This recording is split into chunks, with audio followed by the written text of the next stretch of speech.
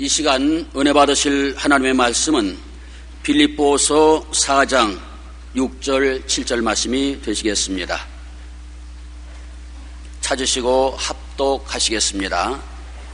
아무것도 염려하지 말고 오직 모든 일에 기도와 간구로 너희 구할 것을 감사함으로 하나님께 아뢰라.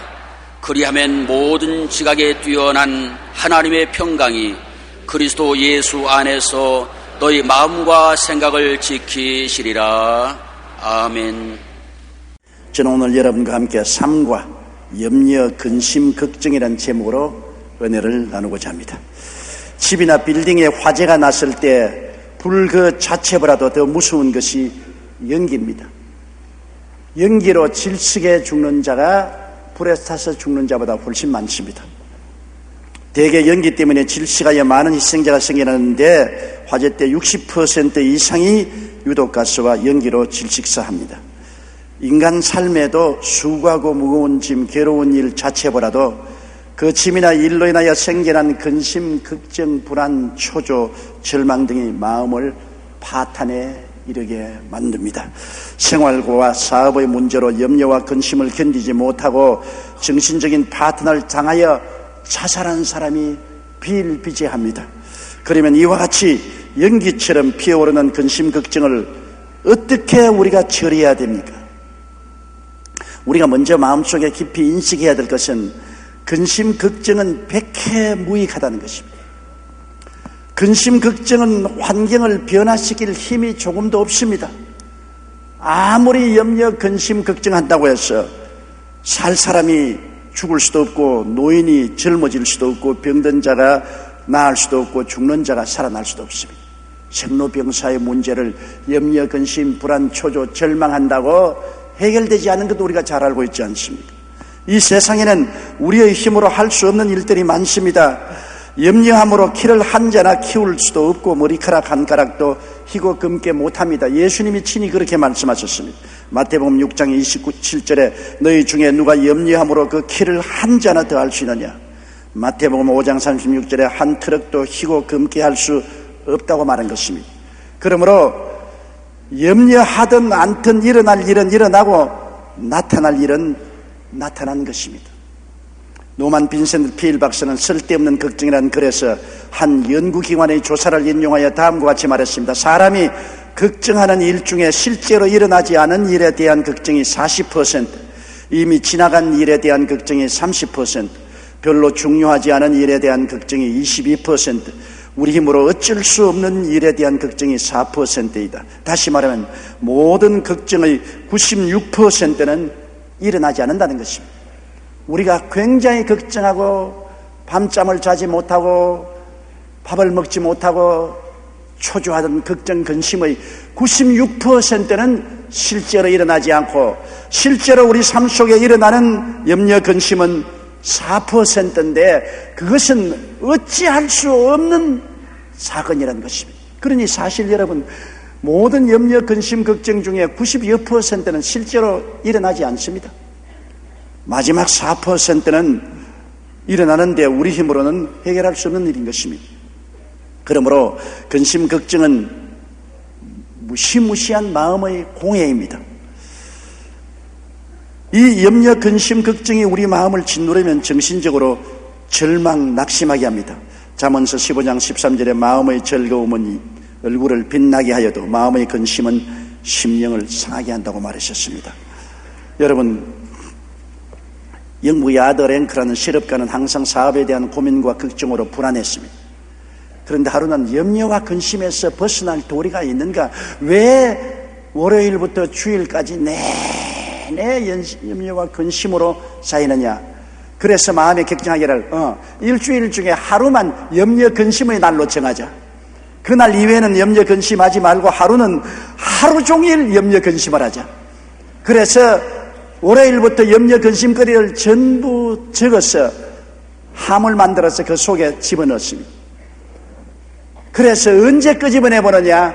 수요일 날 그것을 끄집어내어서 하나하나 읽으면서 그날은 종일 염려, 근심하는 날로 정했기 때문에 염려, 근심을 하는데 세월이 지나가 보니까 그렇게 염려, 근심하고 종이에 적어서 함에 넣어놓은 그 쪽지를 수요일을 끄집어내 보니 며칠이 지난 동안에 대개 염려 근심은 사라지고 별 볼 일 없는 큰 문제가 아닌 것으로 나타났다고 그는 말하셨습니다.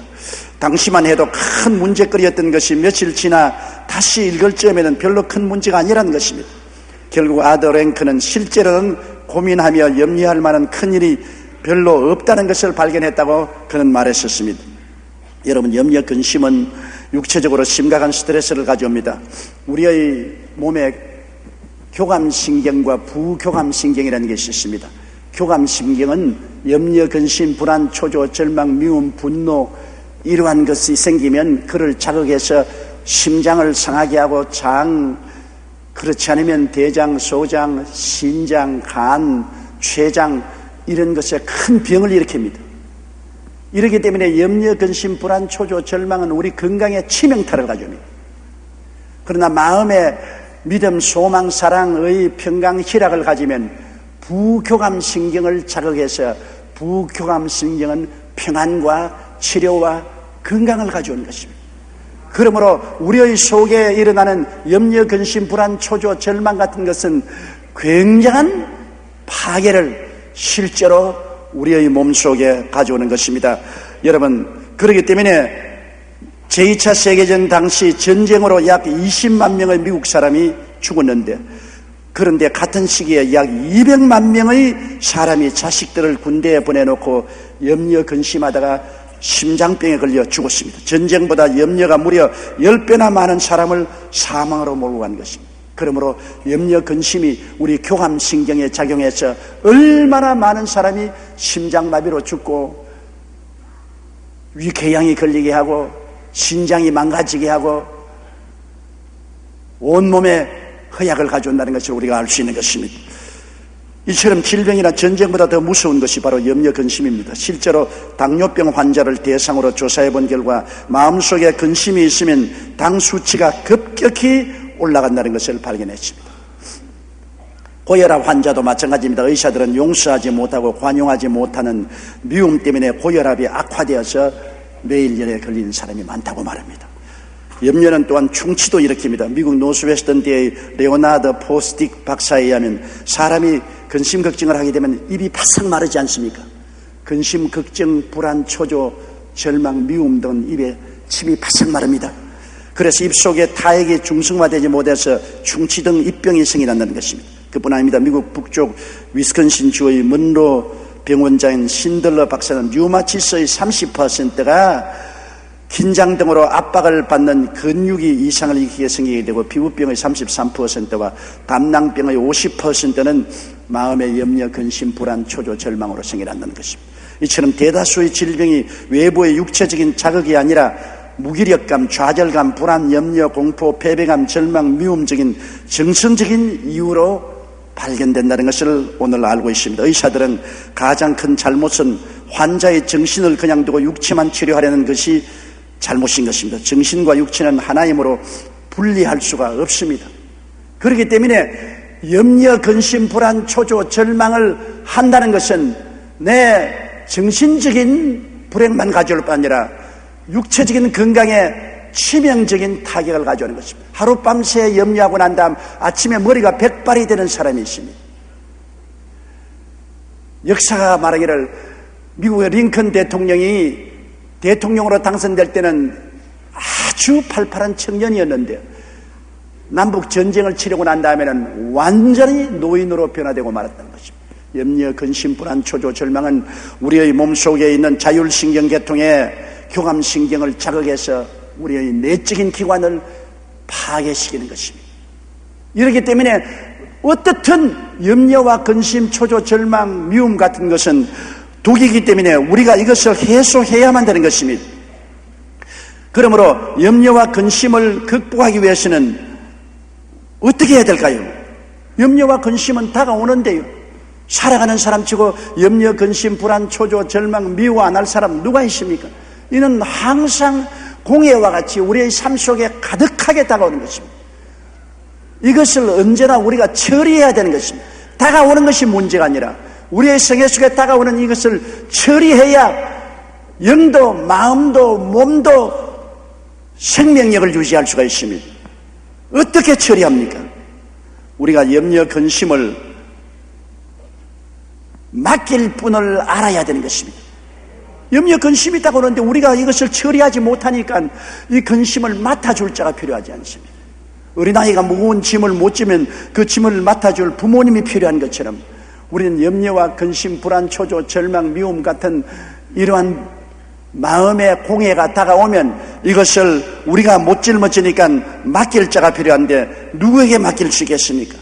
마르틴 루터는 종교개혁을 일으킨 이후에 늘 극도의 염려와 정신적인 고통을 당했습니다. 그러던 어느 날 그는 먹이를 먹고 나무가지에 편안히 자고 있는 작은 새 한 마리를 보고 큰 깨달음을 얻었습니다. 저 작은 새는 내일 아침 먹을 것에 대해서도 내일 밤 잠자리에 대해서도 아무 걱정이 없구나. 새조차도 하나님께서 모든 것을 돌보아 주시고 하나님께 내어 맡기고 저렇게 편안히 자고 있는데 나는 왜 이렇게 염려, 근심, 불안, 초조, 절망으로 있는가? 하나님은 우리가 참새보다 귀하다고 말씀하지 않습니까? 루터는 자신도 그 작은 새처럼 하나님을 믿고 모든 염려를 맡기기로 그날 결심하고 그날부터 시작해서 염려와 근심을 하나님께 맡겼습니다. 그는 그 어려움을 통해서 많은 걱정과 근심과 고민이 다가왔습니다. 일개 신부가 유럽을 손에 잡고 있는 교황청을 대항해서 종교개혁을 한다는 것은 어마어마한 감당치 못할 짐이요 염려와 걱정인 것입니다. 그럼에도 불구하고 언제나 그 참새 한 마리를 생각하고 그 참새가 걱정 근심 없이 나무가지에 편안히 눈 감고 자는 것은 하나님이 기르시기 때문에 그러므로 나도 하나님께 모든 것을 맡기고 살겠다. 그날부터 마르틴 루터는 염려 근심을 맡기고 살았기 때문에 마음의 건강과 육체의 건강을 유지하고 종교개혁을 무사히 이룰 수 있었다고 그는 말한 것입니다. 그러므로 하나님 없이 염려와 근심을 제거할 수가 없습니다. 하나님이 계셔야 염려, 근심, 불안, 초조, 절망을 맡길 수가 있는 것입니다. 그러나 사람들은 곧장 질문합니다. 과연 하나님이 우리 염려와 근심을 맡아줄 만한 실력이 있느냐는 것입니다. 실력이 없는 자에게 아무리 문제를 맡겼자 무슨 소용이 있습니까? 실력이 있어야 되는데 하나님이 과연 염려와 근심을 맡을 만한 실력이 계신가?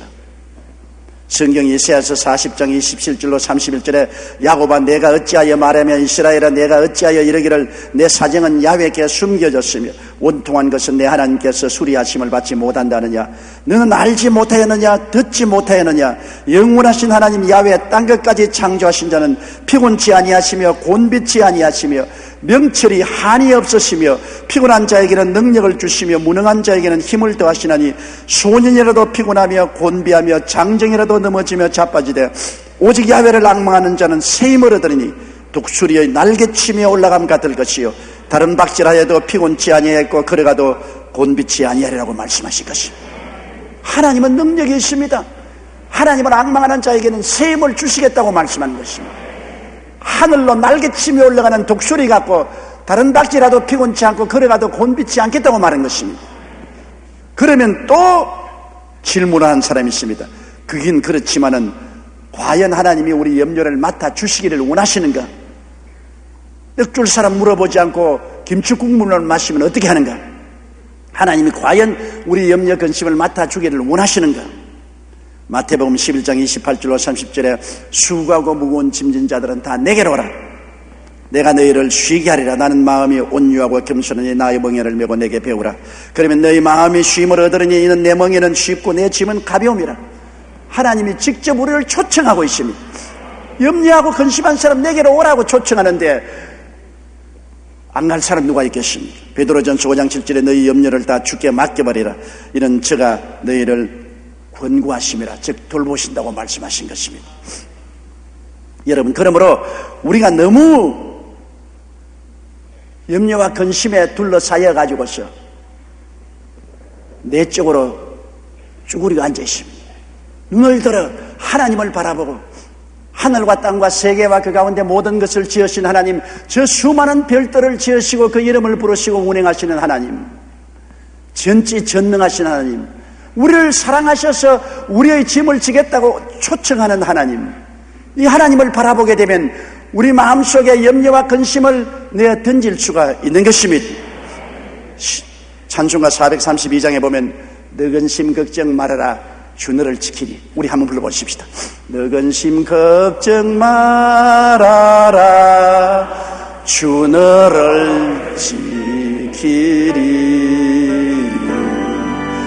주 날개 밑에 피하라 주 너를 지키리.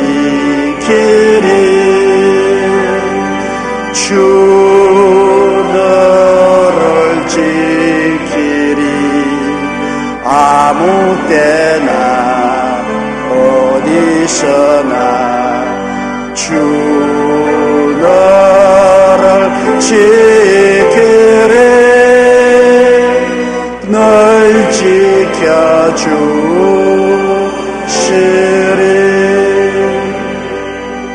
성경에는 야훼는 나의 피난처요 나의 요새요 나의 의뢰하는 하나님이라 하느니 이는 제가 너를 새 사냥꾼의 올무에서와 극한 연병에서 건지실 것입니다.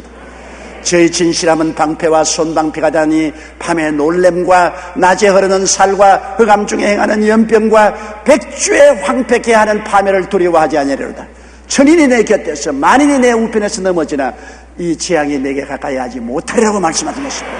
그러니 이런 하나님이 계시고 이 능력 있는 하나님이 우리의 염려와 근심을 맡아주겠다고 오라고 하시니 우리가 그분 앞에 나가지 아니할 수 없습니다. 예수님 보십시오. 예수님이 이 세상에 왜 오셨습니까? 세상 짐을 짊어져 주시기 위해서 오신 것입니다. 주님은 하나님으로 계시지 않고 사람으로 오셔서 이 땅에 33년 동안 사시고 마지막에 우리의 감당치 못할 짐을 지시고 십자가에 올라가신 것, 죄짐을 지고 올라가셨지 않습니까? 세속과 마귀의 짐을 짊어지고 질병의 짐을 짊어지고 가난과 저주와 삶의 고통의 짐을 짊어지고 심지어는 죽음의 짐까지 주님이 짊어지고 십자가에 올라가서 몸짓고 피 흘려 주셨습니다. 이사야 53장 4절에도 그는 실로 우리의 질고를 지고 우리의 슬픔을 당했다고 말합니다. 시편 68편 19절에 날마다 우리 짐을 지시는 주 곧 우리의 구원이신 하나님을 찬송할지라고 말했습니다. 요한복음 16장 33절에 세상에서 너희가 환난을 당하나 담대하라 내가 세상을 이겼다고 말씀하십니다. 그러니 여러분 예수님이 우리 짐을 이미 십자가에 짊어지고 가시고 난 다음에 오늘날 주님께서는 두 손을 활짝 내밀고 내가 반드시 너를 도와주고 반드시 너를 붙들어 주겠다고 말씀하시겠습니다. 내가 과연 너를 버리지 아니하고 과연 너를 떠나지 아니하리라고 하셨으니 우리는 주 예수 그리스도를 바라보고 그에게 의지하고 그에게 부르짖으면 염려 근심 불안 초조 절망의 공해에서 벗어날 수 있습니다. 그러면 적극적으로 우리가 어떻게 해야 될까요? 이제는 정말 매일매일 같이 적극적으로 염려와 근심과 초조와 불안과 절망을 쓸어내야 되겠는데 어떻게 할까요? 첫째로 기도와 간구로 해야 됩니다. 기도와 간구하지 않고 우리 염려, 근심, 불안, 초조, 절망을 제거할 수가 없습니다. 예레미야 예가 3장 33절에 주께서 인생으로 고생하며 근심하게 하심이 본심이 아니라고 말했습니다. 예레미야 29장 11절로 13절에 너희를 향한 나의 생각은 내가 아나니 재앙이 아니라 곧 평안이요 너희 장래에 소망을 주려 하는 생각이라. 너희는 내게 부르짖으며 와서 내게 기도하면 내가 너희를 들을 것이요 너희가 진심으로 나를 찾고 찾으면 나를 만나리라고 말한 것입니다. 그러므로 우리가 염려, 근심, 불안, 초조, 절망을 없애려면 그것을 내 혼자 가슴에 안고 앓고 있지 말고 하나님 앞에 나가서 무릎을 꿇고 내 마음을 쏟아놓아야 되는 것입니다. 내 속에 혼자 가지고 있어가는 주님이 도와줄 수 없어요. 쏟아 부어버려야 됩니다. 나를 비워버려야 되는 것입니다. 주님께 여러분 내 염려, 근심, 불안, 초조, 절망을 쏟아 부어 놓을 때 횡설수설하지 말고 분명한 내용으로 주님께 알아야 됩니다. 그런 기도는 여러분 종이에 적는 것이 굉장히 좋습니다. 저는 저희 마음속에 감당할 수 없는 염려, 근심, 불안, 초조, 절망이 있을 때는 종이에 적습니다. 책상에 앉아서 아버지 하나님께 그러고 난 다음 종이에 다 적어요. 내 염려, 근심, 불안, 초조, 절망을 분명하게 중언부언하지 않고 종이에 적어서 그 종이에 적은 기도문을 주님 앞에 가지고 나와서 읽습니다. 그러면 내가 분명하게 주님께 나의 소원을 아뢰 주십시오. 그러지 않고 있으면 염려, 근심, 불안, 초조, 절망이 나를 짓누르기 때문에 내 기도가 분명하지 못하고 좌충우돌하고 중언부언하게 되는 것입니다. 그러므로 여러분 염려, 근심, 불안, 초조, 절망을 종이에 적었어요. 편지를 적듯이 분명히 적고 적은 것을 가지고 하나님께 나가서 그것을 반복하고 읽으면서 기도하고 읽으면서 기도하고 읽으면서 기도하는 것 굉장히 좋습니다. 시편 55편 22절에 내 짐을 야훼께 맡겨버리라. 너를 붙드시고 의인의 요동함을 영영히 허락지 아니하시려다. 맡기기 위해서는 내가 무엇을 맡길까를 마음속에 분명히 알고 하나님께 맡겨야 되는 것입니다. 그리고 그렇게 해야 내가 믿음을 가지고 기도할 수 있습니다. 영국 감리교의 창시자였던 요한 웨슬리는 늘 하나님을 의지하고 살았던 사람입니다. 그는 문제가 있을 때마다 하나님께 단순하게 기도했던 것으로 유명합니다. 생전에 그가 썼던 일기를 보면 잘 알 수 있습니다. 오늘은 제가 그중 일부를 읽어드리겠습니다. 4월 24일 목요일 우리는 볼턴에서 뉴웰 헤이까지 8마일을 말을 타고 달렸는데 거의 4시간이나 걸렸다. 내가 설교를 막 시작했을 때 햇빛이 내 머리 옆에 어찌나 뜨겁게 비치든지 설교할 수 없을 것 같았다. 그래서 나는 하나님을 향해 구름을 보내어서 해를 가려달라고 기도했다. 그랬더니 조금 후에 해가 구름으로 가려졌고 예배가 끝날 때까지 계속 구름 속에 있었다. 다른 사람들은 우연이라고 말할지 모르겠지만 나는 이것을 기도의 응답이라고 생각한다. 아주 단순한 기도입니다. 강단에서 하나님 구름을 보내서 해를 가리워 주시옵소서. 하나님 그렇게 해주셨습니다. 4월 25일 금요일 나는 10시경에 터드몰텐 근처에서 설교하였다. 오후 3시경에는 헵튼 스토어에 가서 산등성이에서 설교하였다. 그런데 설교를 시작하자마자 비가 내리기 시작했다. 나는 하나님 설교를 마칠 때까지 비를 멈추어 달라고 기도했다. 그랬더니 실제로 비가 멎었다. 그리고 내가 설교를 마친 다음에는 다시 비가 오기 시작했다. 하나님은 바로 나와 같이 계신 전지전능무소부지하신 아버지로서 어린아이가 부모에게 말하듯이 명료하고 단순하게 기도해야 되는 것입니다. 복잡하게 기도하지 마십시오. 사람들은 너무 예식과 격식을 차리기 위해서 시간을 보내고 그러기 때문에 자기 기도가 분명하고 단순하지 못합니다. 전지전능무소부지하신 하나님이시여 천지와 만물을 지으신 하나님이여 어제도 계시고 오늘도 계시고 내일도 계신 하나님이여 그러고 난 다음엔 자기가 뭐 할 줄 다 잊어버리고 마는 것입니다. 중언부언하고 말죠. 그냥 아버지 하나님께 아버지 하나님이여 이러한 일을 도와주십시오. 요한 웨슬리처럼 해가 뜨겁습니다. 구름으로 가려워 주십시오. 하나님 지금 비가 옵니다. 비를 거쳐서 설교하게 하여 주시옵소서. 너무나 분명하고 단순한 기도가 아니겠습니까? 그렇기 때문에 기도는 분명하고 단순해야 되므로 기도를 적는 것이 굉장히 좋습니다. 적어서 분명한 내용을 단순하게 반복한다. 길게 말하려고 하지 마십시오. 단순하게 말하십시오.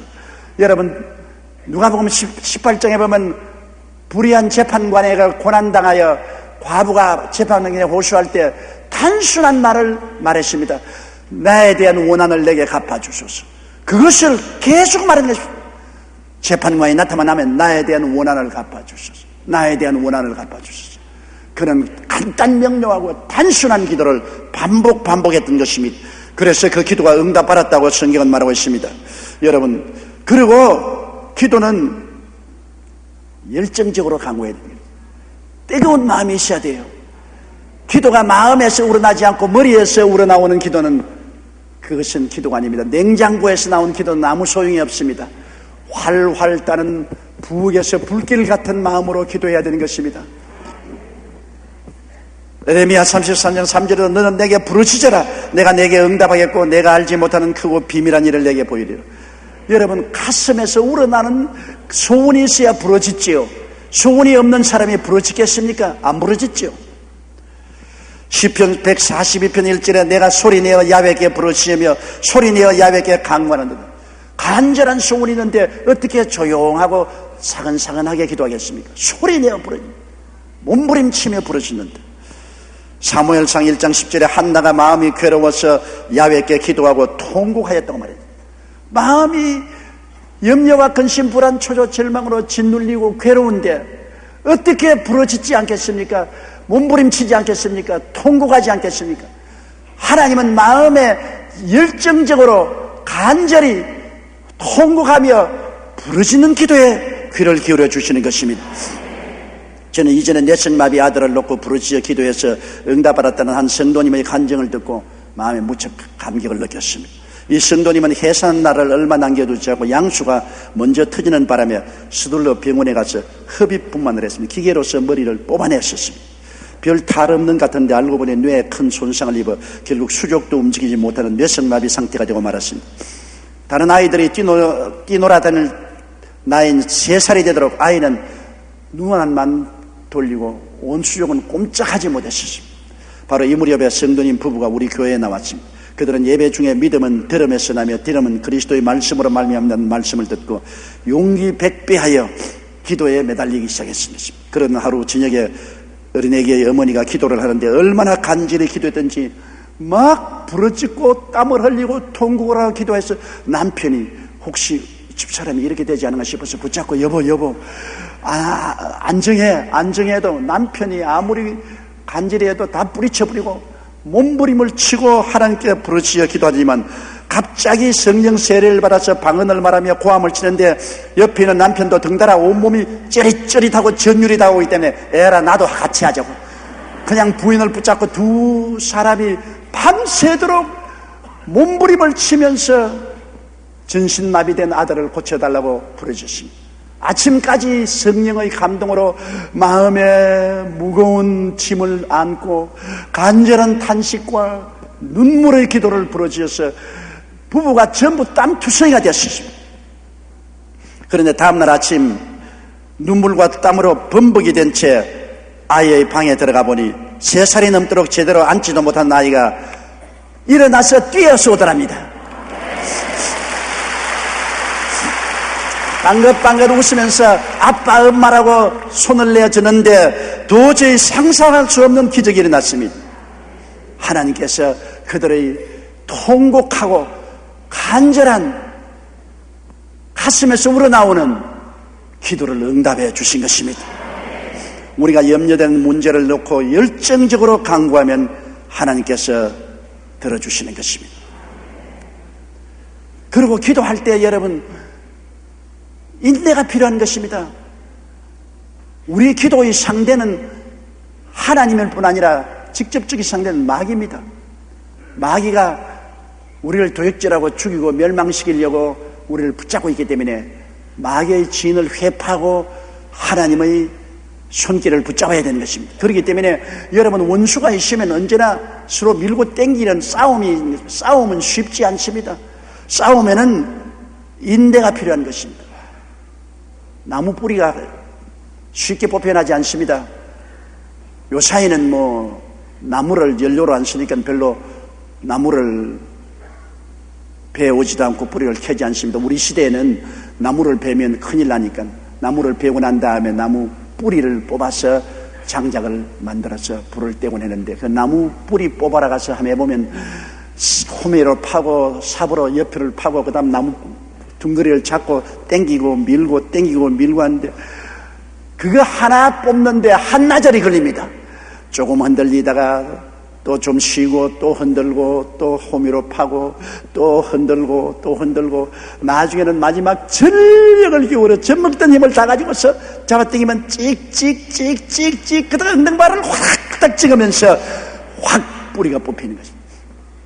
저는 기도할 때마다 그런 생각을 합니다. 어릴 때 체험한 생각입니다. 이 마귀가 뿌리가 내렸는데 마귀 뿌리를 뽑는 데는 혼신의 힘을 다해서 기도로서 끝까지 뽑아야 되는 것입니다. 한두 번 흔들어 보고서 안 된다고 아이고 하나님이 응답 안 하신 것보다 하나님이 응답 안 하는 것이 아니라 우리가 마귀의 진을 회파하라고 했는데 마귀의 진을 우리가 스스로 회파하지 않기 때문인 것입니다. 마귀가 그렇게 쉽게 뽑히지 않습니다. 뿌리가 깊이 내린 마귀는 굉장히 오래 버팁니다. 찍찍 소리가 나고 여러분과 사투를 벌이는 것입니다. 히브리서 10장 36절로 38절에 너희에게 인내가 필요하면 너희가 하나님의 뜻을 행한 후에 약속을 받기 위함이라. 잠시 잠깐 후면 오시리가 오시리니 지체하지 아니하리라. 오직 나여인은 믿음으로 말미암아 살리라고 말씀한 것입니다. 누가복음 18장 7절에도 하물며 하나님께서 그 밤낮 부르짖는 태가신 자들의 원한을 풀어주지 않겠느냐. 밤에만 부르짖는 게 아니라 낮에도 부르짖습니다. 밤낮 가리지 않고 부르짖으며 몸부림치며 마귀와 싸워서 마귀의 뿌리를 뽑을 때 주님이 함께 하셔서 기도를 응답하여 주시는 것입니다. 그리고 우리의 기도는 반드시 기적이 일어난다는 것을 믿고 기도해야 되는 것입니다. 성경에는 뭐라고 말씀하고 있습니까? 하나님을 믿어라. 이 산들을 명하여 저 바다에 던지라고 말했습니다.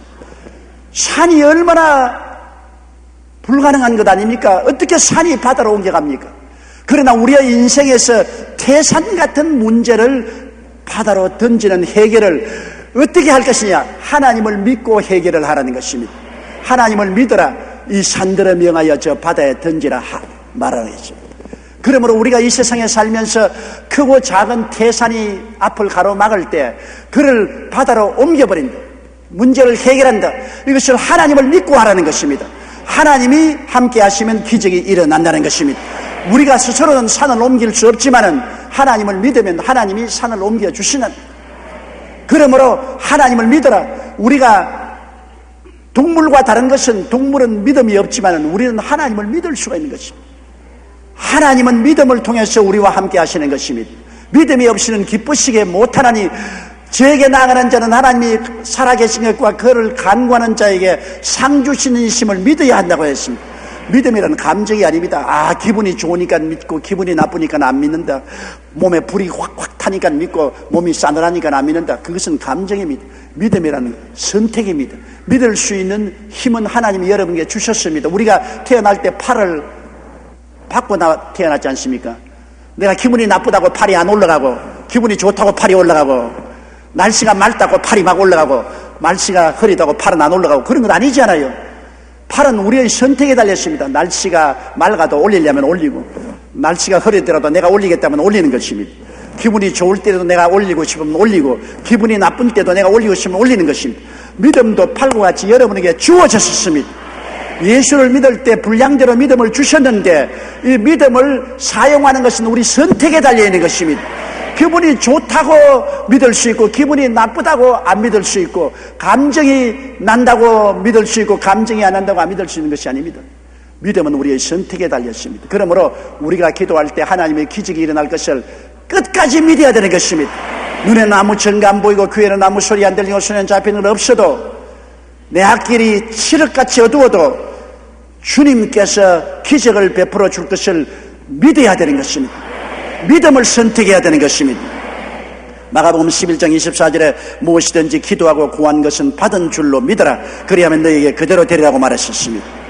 믿음을 선택한다는 것, 이거 정말 중요한 것입니다. 우리는 종종 환경이 나빠지면 믿음을 포기해버립니다. 그리고 환경에 따라서 빠져버리고 마는 것입니다.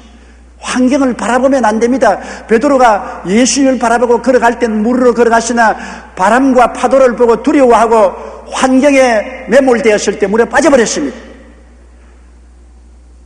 똑같은 바다, 똑같은 바람, 똑같은 파도였는데 무엇이 다릅니까? 베드로의 믿음이 달라진 것입니다. 예수님을 바라보고 믿을 때는 환경을 이겼으나 예수님을 바라본 믿음을 포기하고 환경을 바라보았을 때는 그 물에 빠진 것입니다. 그러므로 여러분 절대로 환경을 바라보지 말고 하나님 말씀 위에 굳세게 서십시오. 저 하늘이 무너지고 이 땅이 꺼져도 말씀은 이루어지는 것입니다. 하나님의 뜻은 하늘에서 이루어진 같이 땅에서 이루어지는 것입니다. 하늘이 어디에 있습니까? 성경이 바로 하늘인 것입니다.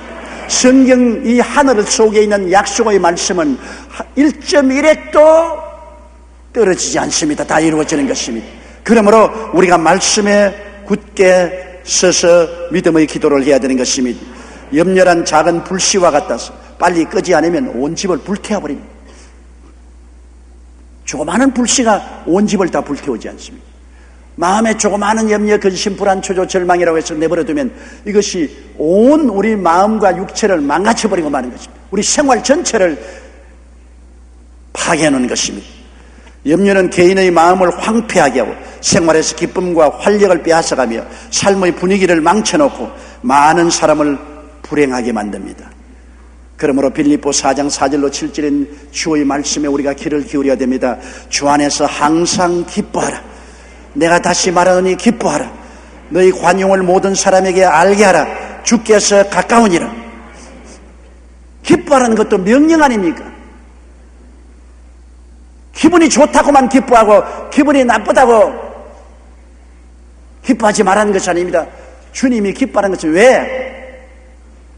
우리의 몸에 있는 신경 중에 자율신경 가운데 교감신경과 부교감신경이 있는데 아까 말한 것처럼 교감신경을 염려, 근심, 불안, 초조, 절망, 미워하면 이것을 활성화시켜서 심장을 파괴하고 위장을 파괴하고 간을 파괴하고 신장을 파괴하고 몸 전체를 절단으로 만듭니다.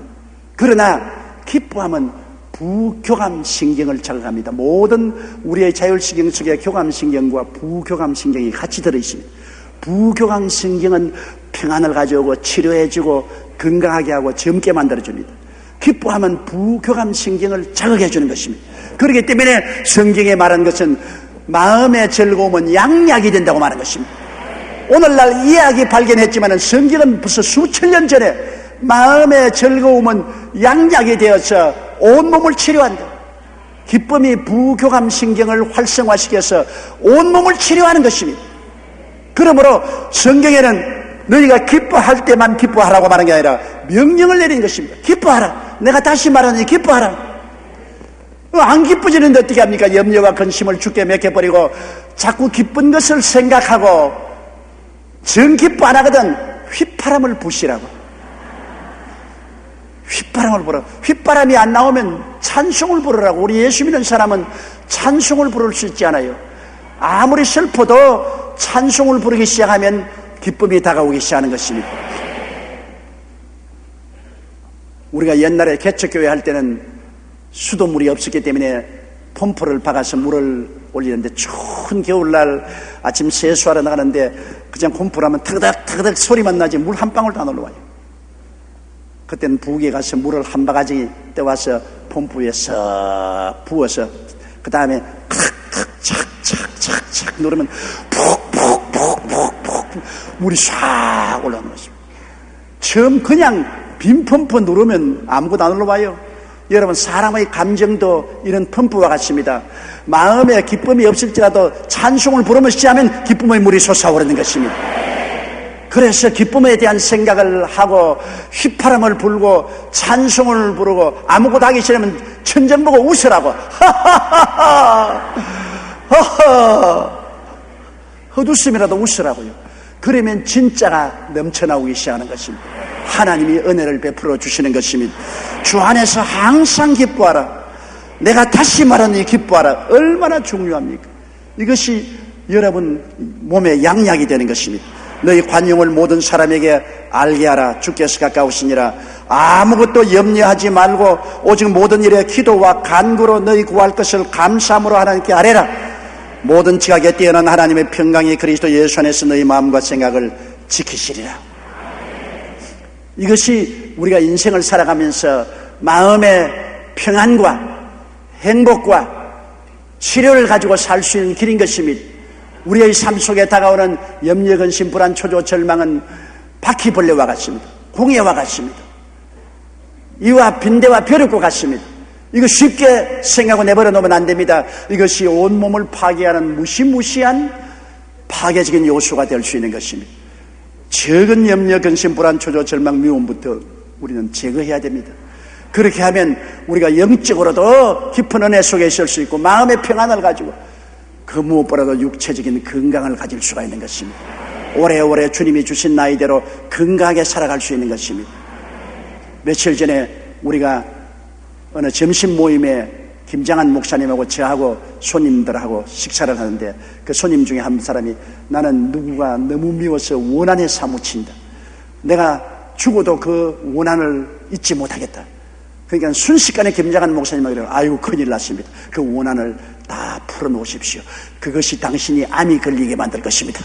아유 내가 듣기에 너무 민망해요. 사람을 저주를 해도 저렇게 저주할 수 있느냐. 그래도 그 말이 참말 맞은 말인 것입니다. 마음의 원한이나 미움을 품고 있으면 이것이 교감신경을 자극해서 그것이 심장을 깨뜨리고 위장에 궤양이 일어나게 하고 신장을 망가치고 간장을 망가칩니다. 암이 발생할 수 있습니다. 그러므로 염려, 근심, 불안, 초조, 절망, 미움 이런 것이 올 때마다 여러분 생각하십시오. 이것이 나의 교감신경을 작용해서 내 육체를 파괴한다. 그러나 믿음, 소망, 사랑, 기쁨, 평안 같은 것이 있으면 이것이 내 몸의 부교감신경을 자극해서 내 온몸에 치료가 오고 평안이 오고 건강이 다가온다. 그래서 성경에 마음의 기쁨은 양약이라고 말씀을 하십니다. 마음의 근심은 뼈로 마르게 한다고 말했다. 항상 기뻐하라. 다시 내가 내게 말하니 기뻐하라는 말씀이 여기에 있는 것입니다. 오늘 여러분은 오늘 이 시간부터 결심하고 염려, 근심, 불안, 초조, 절망을 기도와 간구로 주님께 다 맡겨버리십시오. 백해무익한 공예를 다 맡겨버리고 항상 주 안에서 강제로라도 기뻐하고 즐거워하며 사는 여러분 되시기를 주의 이름으로 기도합니다. 다 같이 고개 숙여 기도드리겠습니다. 전능하시고 거룩하신 아버지 하나님, 수고하고 무거운 짐을 맡아주시기 위해서 주님이 우리 앞에 서서 두 손을 활짝 펴시고 수고하고 무거운 짐자들은 내게로 오라고 하시니 얼마나 감사한지 모르겠습니다. 우리의 힘으로 감당할 수 없는 염려, 근심, 불안, 초조, 절망을 주님께 맡길 수가 있고 맡아주실 능력이 계시고 맡기를 원하시는 주님, 십자가에서 우리를 위해서 짐을 지신 예수님을 모시고 계시니 얼마나 감사한지 말로 다 할 수 없습니다. 하나님 아버지여, 우리는 단순한 기도, 분명한 기도로, 열렬한 기도로, 믿음의 기도로 염려와 근심을 다 주님께 맡기고 평안과 기쁨으로 살아가게 도와주시옵소서. 염려와 근심, 불안, 초조, 절망은 자살이요, 기뻐하는 것은 행복을 가져오는 첩경이 되옵니다. 아버지여, 기쁨을 택하고 염려, 근심, 불안, 초조, 절망을 택하지 말게 도와주시옵소서. 예수님 이름으로 기도드리옵나이다. 아멘.